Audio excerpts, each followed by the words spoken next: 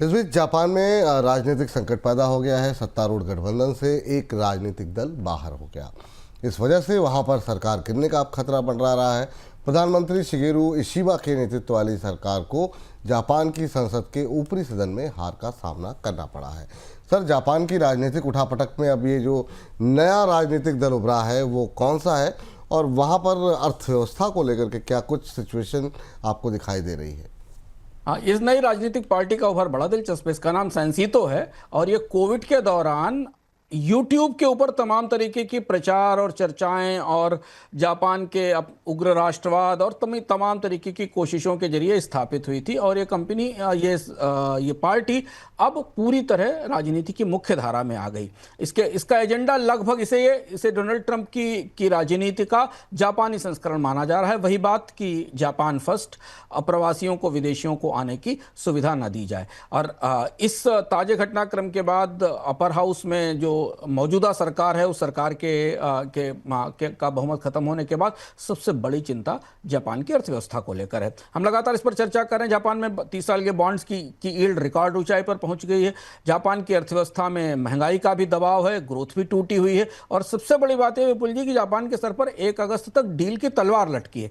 ऐसी स्थिति में जब वहां राजनीतिक अस्थिरता है, सरकार अपना एक सदन में बहुमत खो चुकी है, इस बात की उम्मीद कम ही है कि जापान अमेरिका के साथ व्यापार संधि की कोशिश करेगा या उस पर आगे बढ़ेगा। डोनाल्ड ट्रंप की तरफ से संकेत भी 2 दिन पहले दिए गए थे कि अगर संधि नहीं होती है तो ऑटो टैरिफ लगाए जाएंगे। तो जापान की अर्थव्यवस्था आर्थिक संकट के बीच राजनीतिक तूफान में फंस गई और इसका असर में येन पर, जापान के शेयर बाजार पर दिखाई दिया है। ये घटनाक्रम आने वाले दिनों में अमेरिका और जापान के रिश्तों को कैसे प्रभावित करेगा, इसे करीब से देखना होगा। लेकिन इन सबके बीच में फ्यूचर एंड ऑप्शन कारोबार में 36,500 करोड़ रुपए के घोटाले की आरोपी कंपनी जाने स्ट्रीट को शेयर बाजार में फिर से ट्रेडिंग की अनुमति मिल गई। रिपोर्ट में सूत्रों के हवाले से कहा गया कि जाने स्ट्रीट की तरफ से 4,844 करोड़ रुपए के जमा कराए जाने के बाद सेबी ने उस पर लगाए प्रतिबंध को पिछले हफ्ते हटा लिया है। सर, ये मामला तो काफ़ी गंभीर लग रहा था कि और गहरी जांच होगी और शायद कुछ और मामले निकल के आए। ये आखिर में वापसी कैसे हो गई?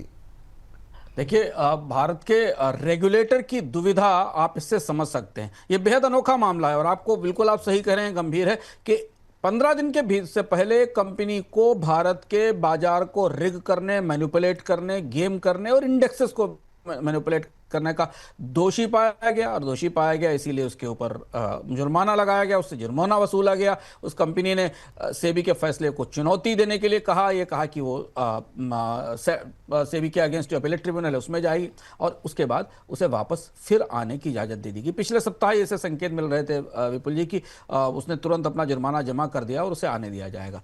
दुविधा कहाँ है? दुविधा ये है कि फ्यूचर और ऑप्शंस ट्रेडिंग को ना तो सेबी उगल पा रहा है और ना निगल पा रहा है। उगल इसलिए नहीं पा रहा है क्योंकि जिस दिन से जैन स्ट्रीट पर प्रतिबंध लगा है उसके बाद से एक्सचेंजेस के वॉल्यूम्स में 17 से 20% की गिरावट आई है। सारी कंपनियां जो इन वॉल्यूम्स पर चलती थी उनके स्टॉक गिर रहे हैं। एक्सचेंज बुरी तरह दबाव बनाए हुए हैं। ब्रोकर्स लगातार सरकार पर, सेबी पर दबाव बनाए हुए हैं कि यह व्यवस्था चलती रहनी चाहिए। निगलने की कोशिश इसलिए नहीं हो पा रही है क्योंकि इसमें जो नुकसान हो रहे हैं वो सेबी को खुद दिखाई दे रहे हैं। यानी सेबी का एक हाथ ये कह रहा है कि ये लॉटरी छोटे निवेशकों पर बहुत भारी पड़ रही है, पर उसका दूसरा हाथ ये कह रहा है कि बैंकों को जिससे रेवेन्यूज मिल रहे हैं, जो वॉल्यूम्स मिल रहे हैं, जो बिजनेस मिल रहे हैं, उसे नहीं रोका जाना चाहिए। इस दुविधा के बीच फंसी हुई सेबी ने फिर से उस कंपनी को वापस ट्रेडिंग की इजाजत देने का फैसला किया, जैसे संकेत मिल रहे हैं, जो अभी 15 दिन पहले तक भारत के बाजार के सबसे बड़े डेरिवेटिव घोटाले, एफ&ओ घोटाले की दोषी पाई गई थी। सर, एफ&ओ कारोबार में क्या कुछ बड़े बदलाव की तैयारी हो रही है? क्या कुछ बदलेगा स्वरूप वायदा बाजार का? बिल्कुल जी, दुविधा बहुत ज़्यादा है सेबी के अंदर। जहां जितना हम यहाँ से लोगों से जानने की कोशिश कर रहे हैं, सेबी ये चाहती है कि एफ&ओ में एक्सपायरीज और लंबी बढ़ा दी जाएं। इस तरीके की शर्त लगाई जाए कि रिटेल ट्रेडर के पास अगर वो स्टॉक कैश में नहीं है, उसने कैश में नहीं खरीदा और उसके पास उसके डिमैट में नहीं है, तो वो इसमें ट्रेड नहीं कर सके। पर इस किसी भी व्यवस्था पर कोई भी व्यवस्था की जाए, चाहे वो एक्सपायरी की तारीख बढ़ाई जाए या रिटेल ट्रेडर्स को और ज़्यादा कंट्रोल किया जाए, इसका सीधा असर वॉल्यूम पर पड़ेगा। इसका सीधा असर रिटेल ट्रेडर्स के बाजार में निवेश पर पड़ेगा। और चूंकि भारतीय बाजार एक अनोखे तरीके से दुनिया का सबसे बड़ा डेरिवेटिव बाजार हो गया है। देखिए, दुनिया के सबसे कम जानकार सबसे कम पढ़े लिखे और सबसे कम फाइनेंशियली लिटरेट इन्वेस्टर्स के, स्मॉल इन्वेस्टर्स के बीच में भारत दुनिया का सबसे बड़ा डेरिवेटिव बाजार बन गया है। दुविधा यह है कि अगर ये सारी सख्ती की जाएगी तो ब्रोकर और एक्सचेंजेस के रेवेन्यूज में तेज गिरावट होगी। तो दबाव यहां ब्रोकर और एक्सचेंजेस का है और इसलिए सेबी कुछ थोड़ा बहुत तो ट्वीक करेगी, पर कोई बहुत बड़ा ड्रास्टिक फैसला लेगी जिसका ये अभी फिलहाल नहीं दिखता। लेकिन हाँ, तैयारियां चल रही हैं और ज़्यादा इसकी कोशिश की जाएगी कि रिटेल पार्टिसिपेंट्स को सीमित किया जाए। इस पर हमारी निगाहें हैं।